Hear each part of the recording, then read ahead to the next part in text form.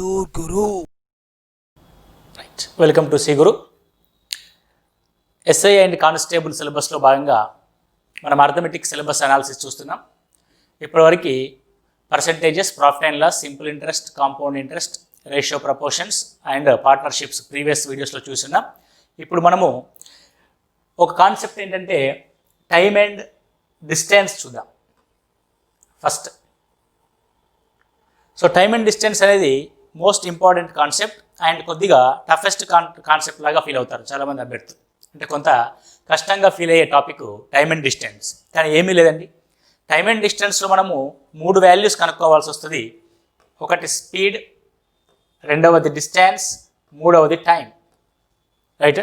So speed is equals to simply distance by time. D is equals to speed into time. Time is equals to D by S. ఈ 3 ఫార్ములాకి సంబంధించి మన questions అడుగుతాడు.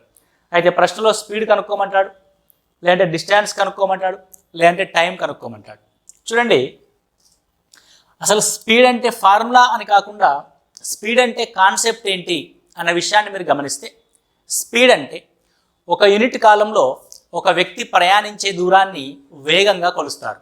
ఒక unit అంటే అది 1 గంట కావచ్చు, 1 నిమిషం కావచ్చు, 1 సెకండ్ కావచ్చు. 1 గంట లేదా 1 నిమిషం లేదా 1 సెకండ్ కాలంలో ప్రయాణించే దూరాన్ని ఏమంటారంటే వేగము అని అంటారు. ఫర్ ఎగ్జాంపుల్ మీరు గమనించే ఉంటారు, మనం బైక్ మీద వెళ్తూ ఉంటే ఆ స్పీడోమీటర్ చూపిస్తుంది. ఫర్ ఎగ్జాంపుల్ ఒక స్పీడోమీటరు 70 km/h అని చూపిస్తుంది అనుకోండి. 70 km/h అని చూపిస్తుంది. దీని అర్థం 1 అవర్లో 70 కిలోమీటర్ల దూరాన్ని ట్రావెల్ చేస్తామని. 1 అవర్లో 70 కిలోమీటర్ల దూరాన్ని ట్రావెల్ చేస్తామని అర్థం. 70 km/h యొక్క అర్థం. అలా కాకుండా 50/3 km/h అనుకోండి. 50/3 km/h అనుకోండి.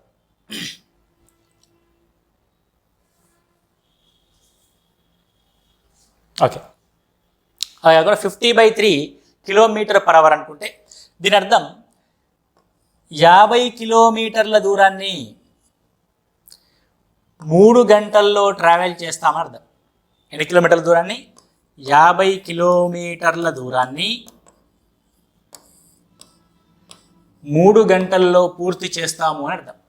50 kilometers in 3 hours. For example 19/5 km/h అన్నాడు అనుకోండి. 19/5 km/h అంటే ఇప్పుడు చెప్పండి, దీని అర్థమైంది అని అంటే 19 కిలోమీటర్ల దూరాన్ని, 19 km ఆఫ్ డిస్టెన్స్ని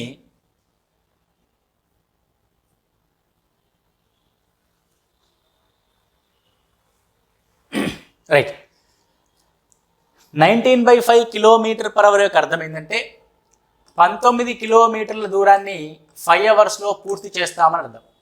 ఈ విధంగా స్పీడ్ అనగా ఆ కాన్సెప్ట్ని మనం ఐడెంటిఫై చేసుకోవాలి. ఏంటి స్పీడ్ అంటే? ఒక యూనిట్ కాలంలో ఇవ్వబడిన సమయంలో ఒక వ్యక్తి ప్రయాణించే దూరాన్ని వేగము అని అంటాం. Okay, right. నెక్స్ట్ చూస్తే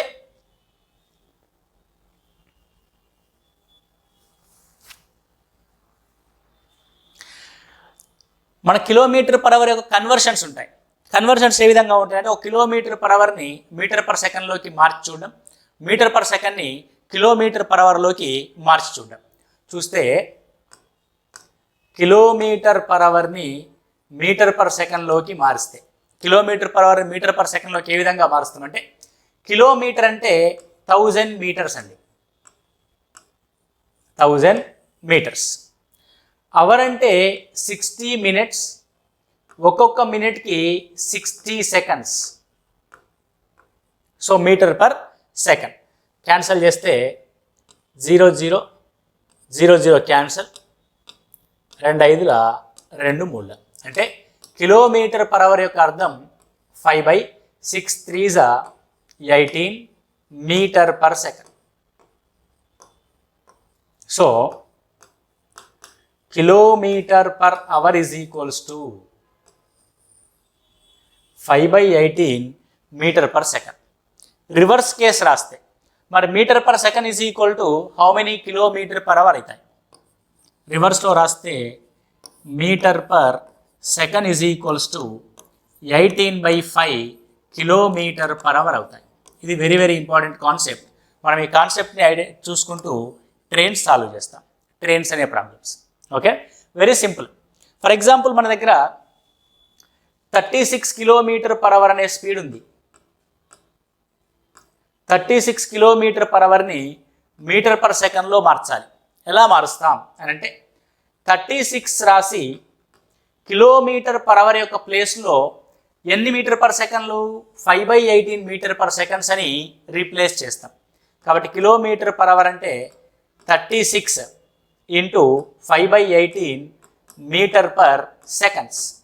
18 రెంట్ల 36, 5 రెంట్ల 10, 10 మీటర్ పర్ సెకండ్. ఈ విధంగా మనము కన్వర్షన్ కిలోమీటర్ పర్ అవర్ని మీటర్ పర్ సెకండ్లోకి కన్వర్ట్ చేస్తాం. రైట్, మరి మీటర్ పర్ సెకండ్ని కిలోమీటర్ పర్ అవర్లో కన్వర్ట్ చేయాలి. ఒక రైలు 25 మీటర్ పర్ సెకండ్ వేగంతో ప్రయాణిస్తే కిలోమీటర్ పర్ అవర్లో ఎంత? Very simple. 25 into metre per సెకండ్ని మనము 18/5 ఇంటూ కిలోమీటర్ పర్ అవర్ అని రాయొచ్చు. 18/5 ఇంటూ కిలోమీటర్ పర్ అవర్ అని రాయొచ్చు. 5 5ల 25, 18 5ల 90, 90 kilometre per hour. 90 kilometre per hour. So 25 metre per సెకండ్ని 18/5 చేత మల్టిప్లై చేస్తే మనకి ఏమొచ్చింది? 90 కిలోమీటర్ పర్ అవర్ అనే కాన్సెప్ట్ వచ్చింది. ఇప్పుడు చూస్తే ఎగ్జామినేషన్ హాల్లో నీకు ఏమి ఉపయోగపడుతుంది అంటే ఎక్కువగా ట్రైన్స్ ప్రాబ్లమ్స్లో కిలోమీటర్ పర్ అవర్ అనేది 18 యొక్క టేబుల్లో ఉంటుంది, మీటర్ పర్ సెకండ్ అనేది 5 యొక్క టేబుల్లో ఉంటుంది. కావాలంటే మీరు అబ్జర్వ్ చేయండి. For example 18 kilometre per hour ఇచ్చిన టెక్నిక్ గుర్తుపెట్టుకోండి. 18 kilometre per hour, kilometre per hour అనేది 18 టేబుల్లో ఉంటే 18 1 18 అయితే మీటర్ పర్ సెకండ్ అనేది 5 యొక్క టేబుల్లోకి మారిపోద్ది, 5 metre per second. Kilometre per hour అనేది 36 కిలోమీటర్ పర్ అవర్లో ఉంటే క్యాన్సిలేషన్ బదులుగా డైరెక్ట్గా చెప్తున్నా. కిలోమీటర్ పర్ అవర్ అనేది 18 యొక్క టేబుల్లో ఉంటుంది, 36 కిలోమీటర్ పర్ అవర్. 18 2 36 కాబట్టి ఇది 5 2 10 metre per second. 54 kilometre per hour. మీకు ఎగ్జామినేషన్ హాల్లో 54 కిలోమీటర్ పర్ అవర్ కనబడగానే నువ్వేం రాయాలని? 54 అంటే 18 3 54, 18 యొక్క 3వ గుణిజం మీటర్ పర్ సెకండ్లోకి వచ్చేసరికి 5 యొక్క 3వ గుణిజం అవుద్ది, 15 మీటర్ పర్ సెకండ్ అవుద్ది, 15 మీటర్ పర్ సెకండ్. ఓకే, ఈ విధంగా ఒక కిలోమీటర్ పర్ అవర్ని మీటర్ పర్ సెకండ్లోకి మార్చడం, మీటర్ పర్ సెకండ్ని కిలోమీటర్ పర్ అవర్లోకి మార్చడం 18 మరియు 5 యొక్క గుణిజాలను ఉపయోగించి మనం చేస్తాం. నెక్స్ట్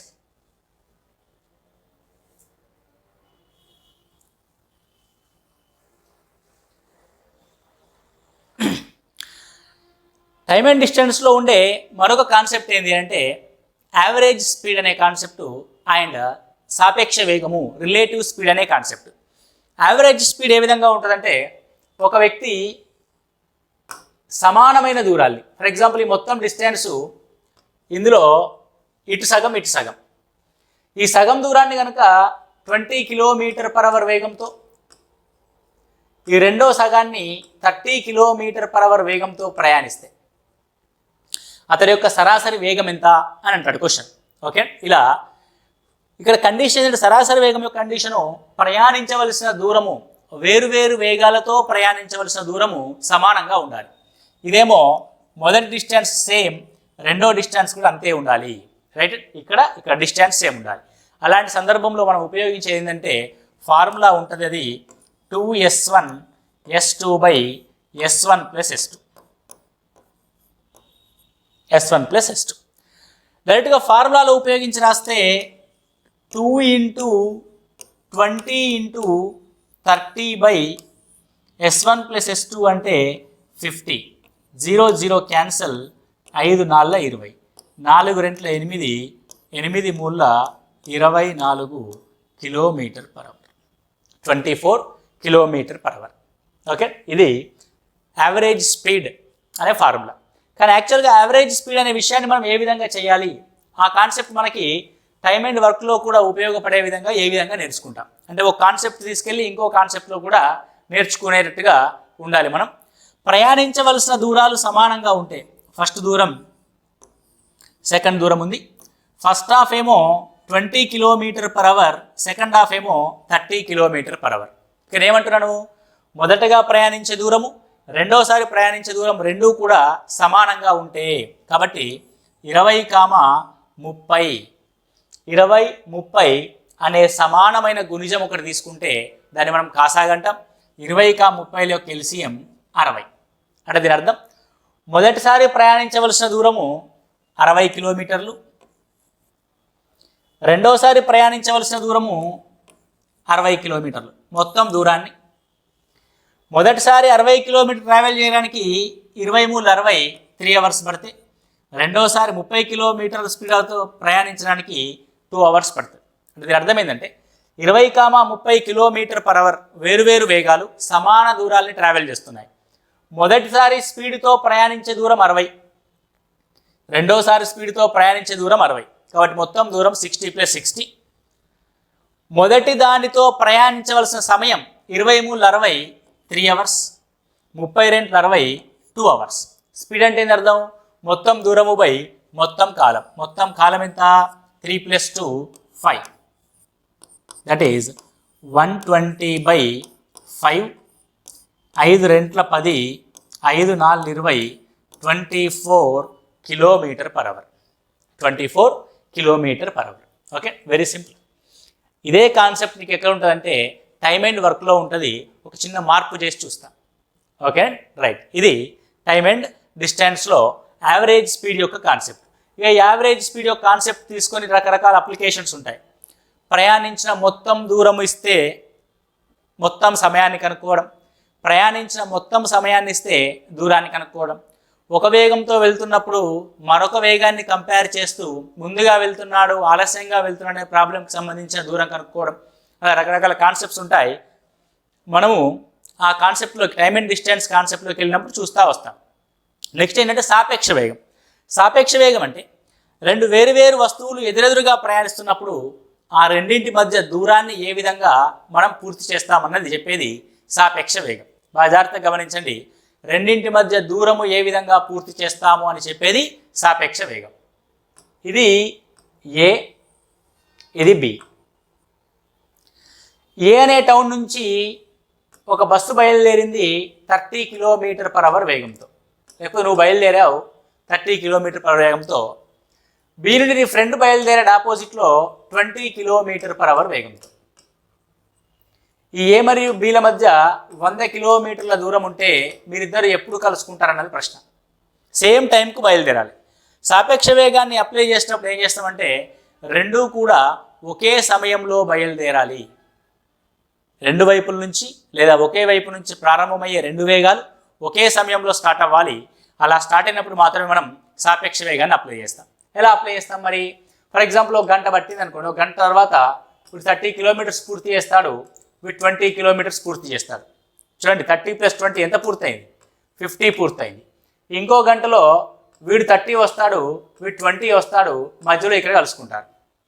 30 + 20 50, మొత్తం 100 కిలోమీటర్లు పూర్తయింది కదా. అంటే సాపేక్ష వేగంలో ఎదురెదురుగా ఒక దూరాన్ని ఇద్దరు కలిసి ప్రయాణం చేస్తారు. అంతే కదండి, ఎదురెదురుగా అవసరం ఏం చేస్తారు? రెండు కలిసి ప్రయాణించబడతాయి. కాబట్టి సాపేక్ష వేగంలో రిలేటివ్ స్పీడ్లో ఒక వేగానికి ఎదురుగా మరొక వేగం ప్రయాణిస్తుంటే సాపేక్ష వేగాన్ని ఏ విధంగా తీసుకుంటామంటే S1 + S2గా తీసుకుంటాం. ఇదే ఆపోజిట్లో ఒకే దిశలో ప్రయాణిస్తుంటే వారి మధ్య దూరం ఏమవుతుందంటే పెరుగుద్ది. ఫర్ ఎగ్జాంపుల్ ఇద్దరు కలుసుకున్నారు ఇక్కడ ఈ పాయింట్ దగ్గర నుంచి. నువ్వు 30 కిలోమీటర్ పర్ అవర్ వేగంతో ఇలా వెళ్తున్నావు, వీడు 20 కిలోమీటర్ పర్ అవర్ వేగంతో ఇదే దిశలో పోతున్నాడు అనుకుందాం. ఒక గంట తర్వాత చూస్తే వీడు 30 కిలోమీటర్ల ఆవాలుంటే వీడు 20 కిలోమీటర్ల ఆవాలు ఉంటాడు. ఇందాక ఇద్దరు కలిసి ఉండే ఇప్పుడు ఒకడే 30 కిలోమీటర్ల దూరంలో ఉన్నాడు, ఇప్పుడేమో 20 కిలోమీటర్ల దూరంలో ఉన్నాడు. అంటే ఇద్దరి మధ్య దూరం ఎంత? 10 కిలోమీటర్స్ దూరం ఉంది. అలా గంటకి 10 కిలోమీటర్స్ దూరం పెరుగుద్ది. ఇలా ఒకే దిశలో ప్రయాణిస్తున్న ఇద్దరు వ్యక్తుల మధ్య ఆ దూరం ఏ విధంగా పెరుగుతుందో చెప్పేదాన్ని ఏమంటారంటే సాపేక్ష వేగం అంట. ఒకే దిశలో వెళ్తున్నప్పుడు వారి మధ్య వేగాలు ఏమవుతాయంటే S1 మైనస్ S2 అవుతాయి. ఇద్దరు కూడా ఒకే దిశలో ప్రయాణిస్తుంటే, రైట్. దీని మీద రకరకాల అప్లికేషన్స్ ఉంటాయి. This is very very important concept. Average speed and relative speed అనే కాన్సెప్ట్ వెరీ వెరీ ఇంపార్టెంట్ అండి, రైట్. ఇంకొకటి ఏముంటుందంటే ట్రైన్స్లో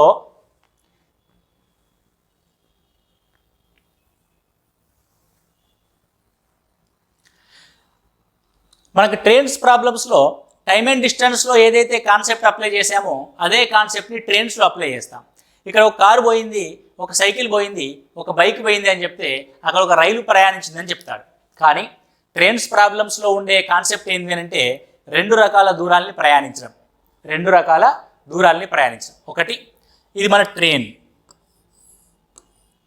ఈ ట్రైన్ కనుక నిలబడ్డ ఒక వ్యక్తిని దాటాలి అనుకుంటే ఓకే, దాటాలనుకుంటే ఏం చేస్తాం మనము? ట్రైన్ వ్యక్తిని చేరడం కాదు, దాటాలంటే ఇది ట్రైన్ని దాటి ఇక్కడ రావాలి. ఇందాకున్న ట్రైన్ ఏమో ఇక్కడ, ఇప్పుడున్న ట్రైన్ ఏమో ఇక్కడ.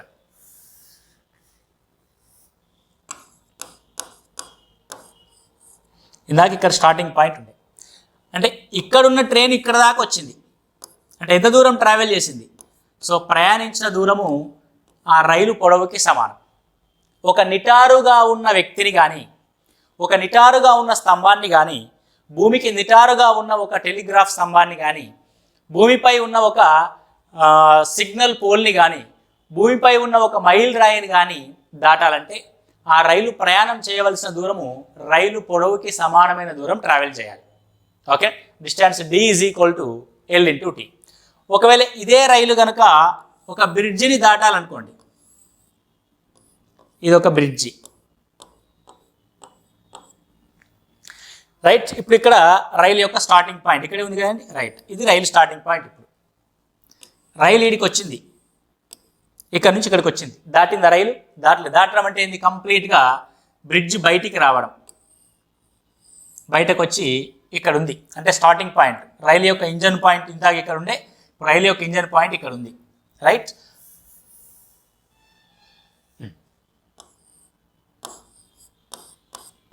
ఇందాక ఇంజన్ పాయింట్ ఇక్కడ ఉండే, ఇక్కడ ఉన్న ఇంజను ఎక్కడి దాకా వచ్చింది?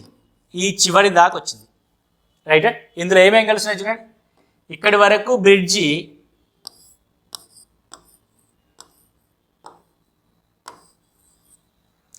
ఇదేమో రైలు.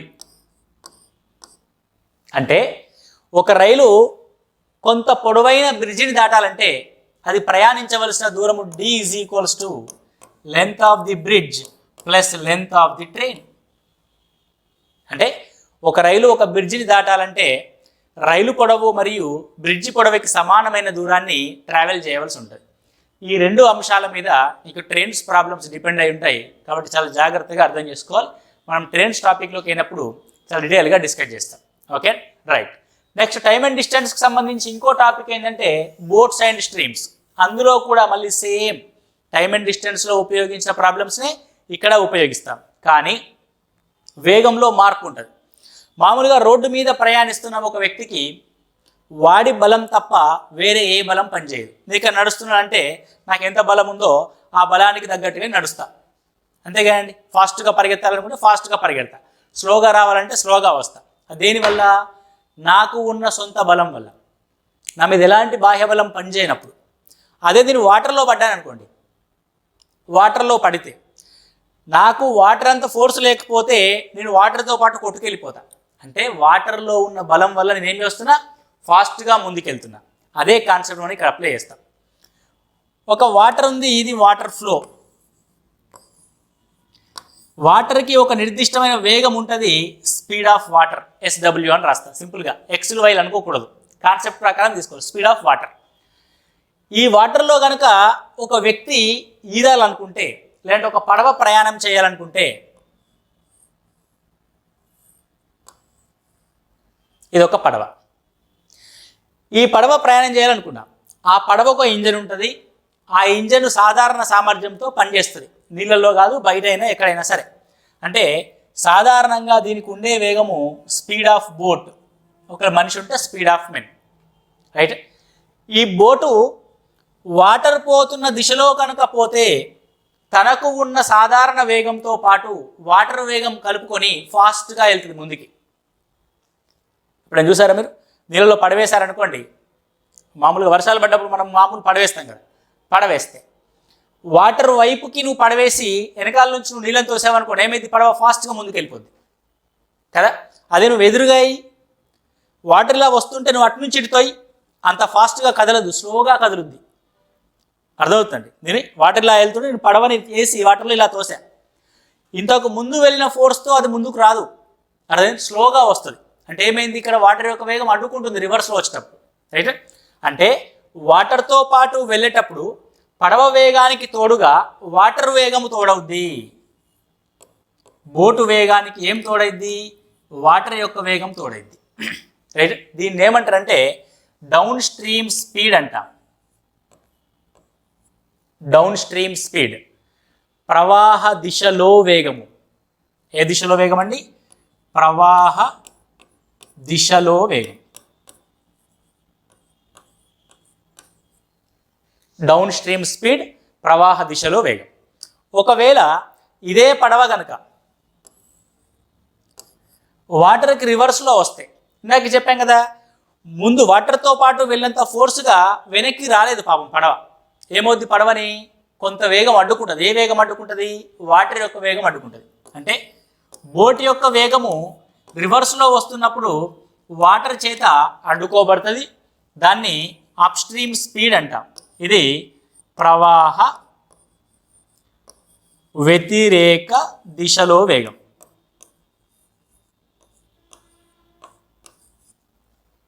ప్రవాహ వ్యతిరేక దిశలో వేగం, రైట్.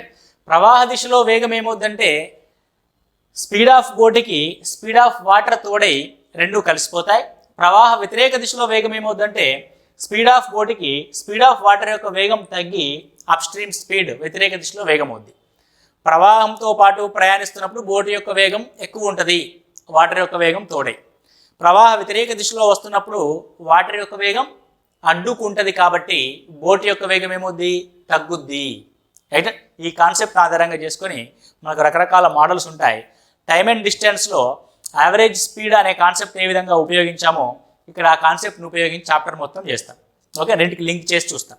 ఇది మామూలుగా జనరల్గా ప్రవాహాలు అండ్ బోట్స్, పడవలు మరియు ప్రవాహాల్లో ఉపయోగించే చిన్న కాన్సెప్ట్. దీనికి అప్లికేషన్స్ అండ్ క్వశ్చన్స్ ఏ విధంగా ఉంటాయనేది ఆ టాపిక్లో చూస్తాం. ఇప్పుడు ఈ టైమ్ అండ్ డిస్టెన్స్ పైన వచ్చిన కొన్ని ప్రీవియస్ క్వశ్చన్స్ చూద్దాం. టైమ్ అండ్ డిస్టెన్స్కి సంబంధించిన కొన్ని ప్రాబ్లమ్స్ ఇప్పుడు గత ప్రశ్నపత్రాల్లో ఏమడిగారో ఒకసారి చూస్తే మనం వాటిని ఏ విధంగా సాల్వ్ చేస్తామన్నది ఒక ఐడియా వస్తుంది మీకు, రైట్ అండి.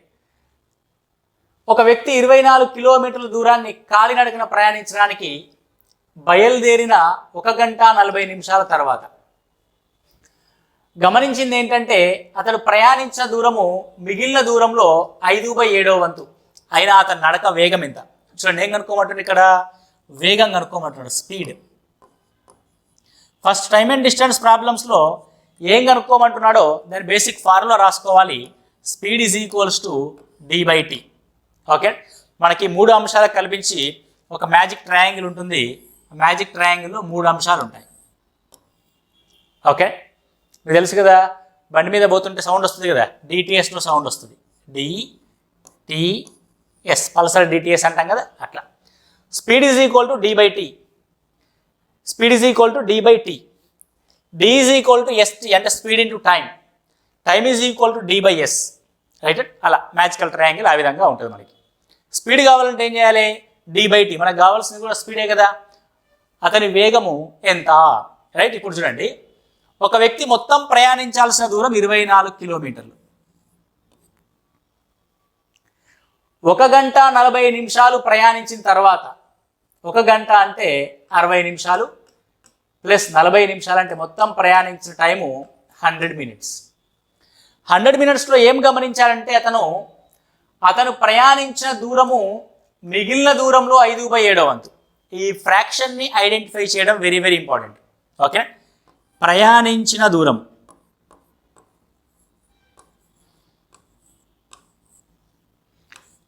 5/7 వంతు. ఈ ప్రయాణించిన దూరము దేంట్లో చెప్తున్నాడు కంపేర్ చేస్తూ? మిగిలిన దూరంలో. మొత్తం దూరంలో కాదండి, మిగిలిన దూరంలో. ఈ రెండు పదాల మధ్య రేషియో మనకు ఈ భిన్నమవుద్ది. ప్రయాణించిన దూరము మరియు మిగిలిన దూరంలో మధ్య సంబంధం ఏంది? 5/7. అంటే అర్థం ప్రయాణించిన దూరమేమో 5 భాగాలు, మిగిలిన దూరమేమో 7 భాగాలు, 5:7. రైట్? అంటే ఇలా మొత్తం దూరం ప్రయాణించాల్సి వస్తే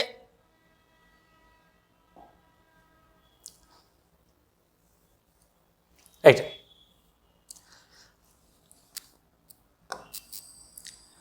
ఇది ప్రయాణించాల్సిన మొత్తం దూరం అయితే ఇందులో ఆల్రెడీ ప్రయాణించింది 5 భాగాల దూరం, మిగిలింది 7 భాగాల దూరం. ప్రయాణించిన దూరం 5, మిగిలింది 7. మరి మొత్తం ప్రయాణం ఎన్ని భాగాలు? 12 భాగాలు. మొత్తం ప్రయాణం యొక్క దూరం ఎంత? 24 కిలోమీటర్లు. అంటే 12 భాగాల దూరము 24 కిలోమీటర్లు. అంటే రేషియో అనేది డైరెక్ట్గా డిస్టెన్స్లోకి మారిస్తే మొత్తం 12 భాగాలు 24 కిలోమీటర్లు అయితే 5 భాగాలు 10 కిలోమీటర్లు, 7 భాగాలు 14 కిలోమీటర్లు. 5 భాగాలు 10 కిలోమీటర్లు, 7 భాగాలు 14 కిలోమీటర్లు అవుతాయి. ఇప్పుడు మన దగ్గర క్లియర్ కట్ ఇన్ఫర్మేషన్ ఉంది. ఏముంది? ప్రయాణించిన దూరము 10 కిలోమీటర్లు, స్పీడ్ ఈజ్ ఈక్వల్స్ టు 10 కిలోమీటర్లు ప్రయాణించిన నీకు పట్టిన టైము 100 నిమిషాలు, 100 మినిట్స్. మనకి ఎప్పుడైనా సరే యూనిట్స్ అనేది ఎందులో ఉన్నాయంటే కిలోమీటర్ పర్ అవర్లో ఉన్నాయి. రైట్? కిలోమీటర్ పర్ అవర్లో ఉన్నప్పుడు మినిట్స్కి ఏం చేయాలంటే /60 రాసుకోవాలి. ఓకే, సో /60 రాస్తే 0 క్యాన్సల్, ఉన్న 6 కాస్త పైకి వెళ్ళుద్ది, 10 క్యాన్సల్, 6 కిలోమీటర్ పర్ అవర్ అయింది. ఏమైందండి? 6 kilometre per hour. Okay, very very simple. ఇక్కడ ఈ ప్రశ్న వచ్చినప్పుడు ఎగ్జామినేషన్లో చాలామంది అభ్యర్థులు కన్ఫ్యూజన్కి గురయ్యారు. బయటకు వచ్చిన తర్వాత ప్రశ్న తప్పని కూడా అన్నారు. ఎందుకు అని అంటే ఈ ఫ్రాక్షన్ అర్థం కాక. 5/7 వంతు అన్న ఫ్రాక్షన్ కనుక నీకు అర్థం కాకపోతే ఇంత సింపుల్ క్వశ్చన్కి అర్థము అంటే 5/7 వంతు అన్న ఫ్రాక్షన్ యొక్క అర్థం నీకు కాకపోతే ఇంత సింపుల్ క్వశ్చన్ యొక్క ఆన్సరు మనం చేయలేం. 5/7 వంతు అంటే ప్రయాణించిన దూరము 5 భాగాలు, మిగిలిన దూరంలో అన్నాడు కాబట్టి మిగిలిన దూరం 7 భాగాలు. అంటే మొత్తం దూరంలో 5 భాగాల ప్రయాణాన్ని పూర్తి చేశావు, 7 భాగాల ప్రయాణం మిగిలింది అని చెప్తున్నాడు. మరి మొత్తం దూరం ఎంత? 12 భాగాలు. 12 భాగాల దూరం అనేది 24 కిలోమీటర్లు. 24 కిలోమీటర్లు. అందులో 5 భాగాలు అనేది 10 కిలోమీటర్లు అవుద్ది, 7 భాగాలు అనేది 14 కిలోమీటర్లు అయింది. 7 భాగాలు అనేది 14 కిలోమీటర్లు అయింది. ఓకే, చూస్తే 5 భాగాలు 10 కిలోమీటర్లు, 7 భాగాలు 14 కిలోమీటర్లు. సో ప్రయాణించిన దూరానికి వేగం కావాలి కాబట్టి వేగము 10 కిలోమీటర్స్ దూరానికి పట్టిన సమయము 100 మినిట్స్. ఎప్పుడైనా సరే కిలోమీటర్ పర్ అవర్లో స్పీడ్ ఉండాలి. టైం కనుక మినిట్స్లో ఉంటే ఆ మినిట్స్లో ఉన్న టైంని అవర్స్లోకి మార్చాలంటే దాన్ని /60 చేసి అవర్స్లోకి మారుస్తాం. 6 క్యాన్సల్, 10 క్యాన్సల్. డినామినేటర్లో ఉన్న డినామినేటర్ ఏడికి పోద్ది అంటే న్యూమరేటర్కి పోద్ది. ఆన్సర్ ఏమైందంటే 6 కిలోమీటర్ పర్ అవర్. ఇలా అర్థం కాకపోతే 1కి 2 సార్లు ఏం చెప్పామో అన్నది రిపీట్ చేసుకోవాలి. ఈ క్వశ్చన్కి కీ పాయింట్ ఎక్కడుంది అని అంటే 5/7 అనే భిన్నాన్ని అర్థం చేసుకోవడంలో ఉంది. ఓకే, నెక్స్ట్ చూస్తే నెక్స్ట్ ప్రాబ్లం చూడండి. సేమ్ టైమ్ అండ్ డిస్టెన్స్లోనే నెక్స్ట్ ప్రాబ్లం ఏమి ఇచ్చాడు? కాలము దూరంలో అని చూస్తే ఒక కారు ప్రయాణాన్ని 7 గంటల్లో పూర్తి చేస్తుంది. ఒక కారు ఏం చేస్తుంది అంటే జర్నీని 7 గంటల్లో పూర్తి చేస్తుంది. మొదటి సగం దూరాన్ని గంటకు 40తోను, మిగిలిన సగం దూరాన్ని గంటకు 60తోను పూర్తి చేస్తే అప్పుడు ప్రయాణించిన మొత్తము కిలోమీటర్లు ఎన్ని? Very simple. మొత్తం ప్రయాణం ఎంత ఉందండి? 7 అవర్స్ ఉంది, రైట్? 7 అవర్స్లో మొదటి సగం 50 km/h, రైట్? నెక్స్ట్ రెండో సగం 60 km/h. మీకు ఇందాకే కాన్సెప్ట్ చెప్పినప్పుడే చెప్పాం, ఇలా సమానమైన దూరాల్ని, సగం సగం దూరాల్ని లేదంటే రెండు సమానమైన దూరాల్ని వేరువేరు వేగాలు ప్రయాణిస్తే అప్లై చేయాల్సింది ఏంటిది? Average speed. కాబట్టి average speed is equals to 2s1 s2 by s1 plus s2. 2 into 60 into 40 by 60 plus 40 100. 0 0 cancel, 0 0 cancel. 2 ఆర్ల 12, 12 నాళ్ళ 48 km/h. అంటే యావరేజ్ స్పీడ్ ఏమవుద్ది? 48 km/h అయింది. మీకు కావాల్సిన స్పీడ్ కాదు, ప్రయాణించిన దూరం. దూరం d ఈజ్ ఈక్వల్ టు మనం ఏం రాస్తాం? దూరం d is equal to speed into time. ఇక్కడ స్పీడ్ విషయంలో ఏ స్పీడ్ తీసుకోవాలి? యావరేజ్ స్పీడ్ తీసుకోవాలి. కాబట్టి ఇది 48 km/h into 7. 48 km/h into 7. So 7 56, 7 28, 5 33, 336 kilometers. ఎంతండి అది? 336 kilometers అవుద్ది, right? This is the answer. ఇందులో కాన్సెప్ట్ అర్థం చేసుకోవడానికి మనం ఏం తీసుకున్నామనంటే యావరేజ్ స్పీడ్ని సపరేట్గా తీసుకున్నాం. చాలామంది అభ్యర్థుల్లో ఏముంటుందంటే దీనికి ఒక షార్ట్ కట్ ఫార్ములా అని చెప్పేసి అనుకుంటారు. ఏం లేదు, 2 సార్లు చేసిన దాన్ని ఒకసారి రాస్తారు. మొత్తం దూరం d is equals to 2s1 s2 by s1 plus s2 into time. అంతే కదా, నేను చేసిన అదే కదా. 2s1 s2 by s1 plus s2 average speed కనుక్కున్నా, ఇంటూ టైం చేశా. 2 into 40 into 60 by 100 into time 7. 0 0 0 0 cancel. 2 4 8, 8 6 48, 336 కిలోమీటర్లు. 336 కిలోమీటర్లు, right? This is the answer. దీన్ని ఇంకో పద్ధతిలో కూడా చేయొచ్చు. ఎలా చేస్తామో చూడండి. యావరేజ్ స్పీడ్స్ ఏ విధంగా ఉన్నాయి? వేరు వేరు స్పీడ్. ఒకటేమో 40, మరొకటేమో 60. 40కి 60కి సమానంగా ఉండే ఒక నెంబర్, దాన్ని ఎల్సిఎం అంటాం. 40కి 60కి ఎల్సిఎం ఎంత అంటే 120. 40 కిలోమీటర్ స్పీడ్తో 120 కిలోమీటర్స్ ట్రావెల్ చేస్తే, 40 కిలోమీటర్ స్పీడ్తో 120 కిలోమీటర్స్ ట్రావెల్ చేస్తే 40 3 60 కిలోమీటర్ స్పీడ్తో 120 కిలోమీటర్స్ ట్రావెల్ చేస్తే 2 అవర్స్ పడుతుంది. అంటే మొత్తం మన జర్నీ 120 ప్లస్ 120 240 కిలోమీటర్స్ అయితే 5 అవర్స్ పడుతుంది. అలాంటిది ప్రశ్నలో ఇచ్చిన జర్నీ ఎంత? 7 గంటల జర్నీకి ఎంత టైం పడుతుంది? సింపుల్. 5 అవర్స్ ఆఫ్ జర్నీకి 240 కిలోమీటర్స్ అయితే 7 అవర్స్ ఆఫ్ జర్నీకి ఎంత? అలా కాన్సెప్ట్ కూడా మనం తీసుకోవచ్చు. అది 7/5 ఇంటూ 240 లాగా రాస్తాం, right and next 5 4 20, 5 8 40, same 7 8 56, 7 4 28, 336 kilometres. దీన్ని ఈ విధంగా కూడా మనం చేయొచ్చు. ఈ విధంగా కూడా మనం క్వశ్చన్కి ఆన్సర్ చేయొచ్చు, right? Very very simple, right? So next క్వశ్చన్కి వెళ్తే, ఓకే, టైమ్ అండ్ డిస్టెన్స్లో మనం ఇప్పటివరకు చూసిన 2 ప్రాబ్లమ్స్. ఒకటేమో జనరల్ స్పీడ్ మీద ప్రాబ్లం, రెండోదేమో యావరేజ్ స్పీడ్ మీద ప్రాబ్లం. మరి ఇది దేనికి సంబంధించిన ప్రాబ్లమో చూద్దాం. అంటే క్వశ్చన్ చూడగానే మనము అది దేనికి సంబంధించిన కాన్సెప్ట్ అనే విషయము మనకు తెలిస్తే క్వశ్చన్ ఈజీగా సాల్వ్ చేయొచ్చు. So see the next question. దీంట్లో ఉన్న కాన్సెప్ట్ ఏంటో అర్థం చేసుకోవడానికి ప్రయత్నించేద్దాం. ఏ కామ బీల మధ్య దూరము 300 కిలోమీటర్లు ఉంది. 300 కిలోమీటర్స్ అంటే మొత్తం దూరం 300 కిలోమీటర్స్. ఏ నుండి బీని చేరాలనుకున్నాడు ఒక వ్యక్తి. ఉదయం 10 గంటలకు గంటకు 45 కిలోమీటర్ల వేగంతో మొదలుపెట్టి 2 గంటలు కారు ప్రయాణించాక రైట్ వేగాన్ని పెంచి మిగతా దూరాన్ని సాయంత్రం 3:30 నిమిషాలకు గమ్యస్థానాన్ని చేరుకునేది. అయినా 12 నుంచి 3:30 వరకు గల ప్రయాణించిన వేగం ఎంత? సింపుల్ అండి.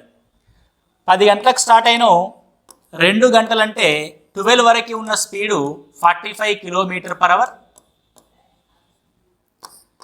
12 నుంచి 3:30 వరకు అంటే 3.5 అవర్స్లో ఉన్న స్పీడ్ ఎంత?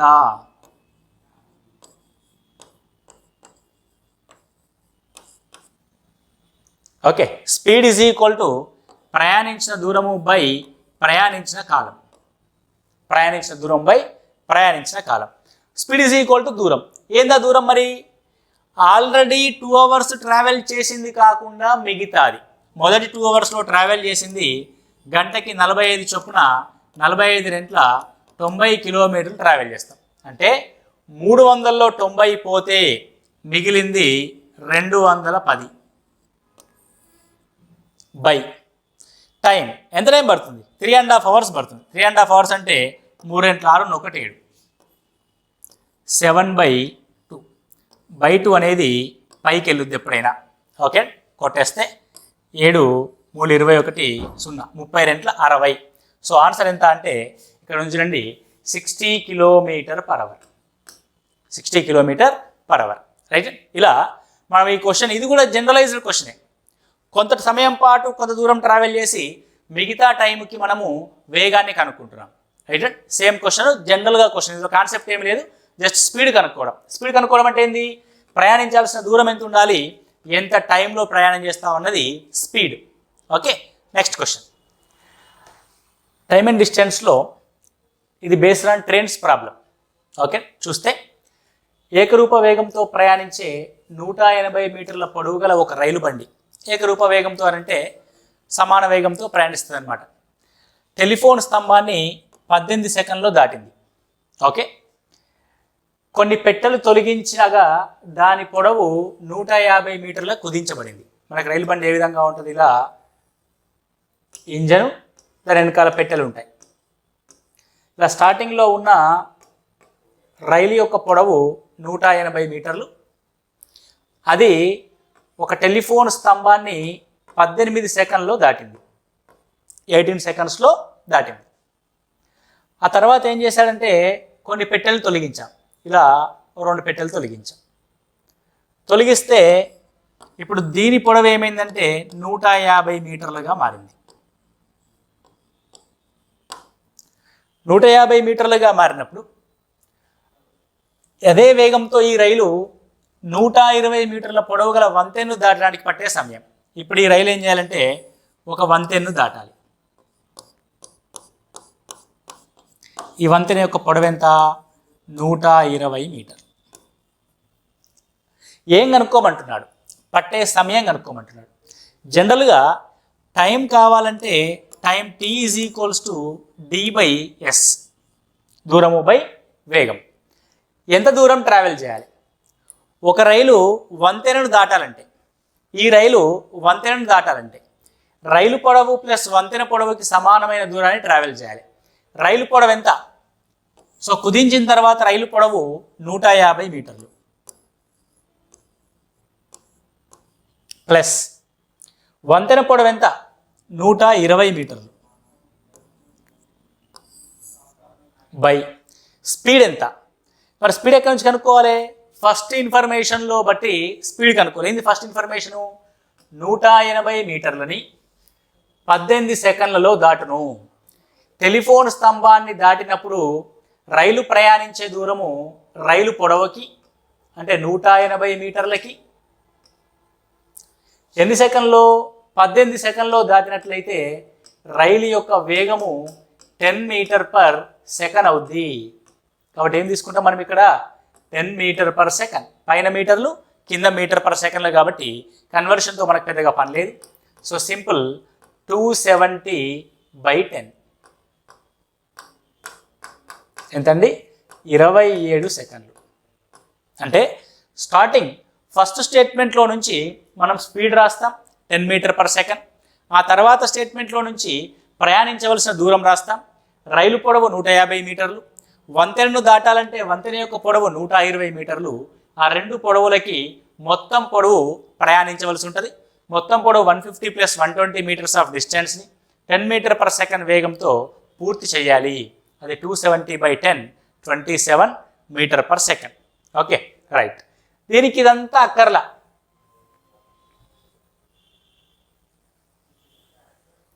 ట్రైన్స్ ప్రాబ్లమ్స్ని లాజికల్గా ఆలోచించి సాల్వ్ చేయాలి. Very simple. చూడండి, స్టార్టింగ్లో ప్రయాణిస్తున్న దూరం ఎంత? 180 మీటర్లు. 180 మీటర్లకు పట్టిన టైం ఎంత? 18 సెకండ్లు. రైట్. క్వశ్చన్ ఏమడుగుతున్నాడు? రైలు యొక్క పొడవుని కుదించాం 150 మీటర్లకి. ఈ కుదించిన 150 మీటర్ల పొడవైన రైలు 120 మీటర్ల పొడవైన బ్రిడ్జిని దాటాలి. అంటే ఒక రైలు బ్రిడ్జిని దాటాలంటే మొత్తం ప్రయాణించవలసిన దూరం రైలు పొడవు ప్లస్ బ్రిడ్జి పొడవు 150 + 120 270 మీటర్లకి సమానమైన దూరం ట్రావెల్ చేయాల్సి ఉంటుంది. 180 మీటర్స్కి 18 సెకండ్లు. చివరిలో 0 తీసేస్తే ఆ టైం రాసాం. ఇక్కడ 0 తీసేసి ఈ టైం రాస్తే మన ఆన్సర్ అవుతుంది. చూడండి, వెరీ సింపుల్ ప్రాబ్లం. ఇది గత ప్రశ్నాపత్రంలో మనకు అడిగిన టైమ్ అండ్ డిస్టెన్స్ నుంచి ప్రాబ్లమ్స్. ఓకే, ఈ విధంగా రకరకాల ప్రశ్నలు అడుగుతాడు. మనం వాటిని లాజికల్గా ఎలా ఆలోచిస్తాం, కాన్సెప్ట్ బేస్డ్గా ఎలా ఆలోచిస్తాం, షార్ట్కట్స్ రూపంలో ఏ విధంగా ఆలోచిస్తాం అనేది ప్రతి క్వశ్చన్ డీటెయిల్గా చూస్తూ వెళ్తాం. మై డియర్ ఫ్రెండ్స్, మీరు ఒకటే విషయాన్ని గుర్తుపెట్టుకోవాలి. సబ్జెక్ట్ అనేది ఇన్స్టాంట్గా రాదు. సబ్జెక్టు నేర్చుకోవడానికి షార్ట్కట్స్ ఉండవు. నేర్చుకున్న తర్వాత ఎగ్జామినేషన్ హాల్లో అప్లై చేయడానికి మాత్రమే షార్ట్కట్స్ ఉంటాయి. కాబట్టి నేర్చుకునేటప్పుడు ఓపిక్గా డీటెయిల్ మెథడ్ అంతా నేర్చుకోవాలి. దాన్ని ఎగ్జామినేషన్ హాల్లో అప్లై చేసే అప్లై చేసే షార్ట్కట్ ఏదైతే ఉంటుందో దాన్ని కూడా మనం అప్లై చేసే విధంగా పర్ఫెక్ట్ అవ్వాలి. అంటే కాన్సెప్ట్, మన సబ్జెక్ట్ ఏ విధంగా డెవలప్ చేస్తాం, కాన్సెప్ట్ నుంచి లాజిక్ వస్తాం. లాజిక్ నుంచి డైరెక్ట్ ఎగ్జామినేషన్ హాల్లో షార్ట్కట్గా మనకు కావాల్సిన ఆన్సర్ని కావాల్సిన టైంలో గుర్తించే విధంగా ట్రైన్ అప్ అవుతాం. కాబట్టి ఎక్కడి నుంచి మొదలు పెట్టాలి? నువ్వు కాన్సెప్ట్ నుంచి మొదలు పెట్టాలి. ఇది వదిలేసి డైరెక్ట్ నేను షార్ట్కట్స్ నేర్చుకుంటాను, షార్ట్కట్స్ నేర్చుకొని 5 సెకండ్లో 10 సెకండ్లో ఆన్సర్ చేసే టెక్నిక్స్ నాకు కావాలి అంటే ఎగ్జామినేషన్ హాల్లో ఫెయిల్ అవుతాం. అర్థమైంది? 100% కరెక్ట్గా షార్ట్కట్ ఎక్కడ అప్లై చేయాలో నీకు అర్థం అవ్వదు. అది అర్థం అవ్వాలంటే నువ్వు కాన్సెప్ట్ని ఫుల్ డీటెయిల్గా తెలుసుకోవాలి. So each and every point 0 నుంచి నువ్వు up to the highest standard వరకు నువ్వు నేర్చుకున్నట్లయితే నీకు షార్ట్కట్స్ ఎవరూ చెప్పాల్సిన అవసరం లేదు, నీకు నువ్వుగా క్రియేట్ చేసుకుంటావు. ఇందులో చూడండి ఎంత చక్కగా ఉందో. 180 మీటర్లకి 18 సెకండ్లు, 180 18. నీకు ఈ క్వశ్చన్ను 10 నిమిషాలు అబ్జర్వ్ చేస్తే అయిపోయి ఆన్సర్ తెలిసిపోద్ది. తర్వాత ఏంది కాన్సెప్టు?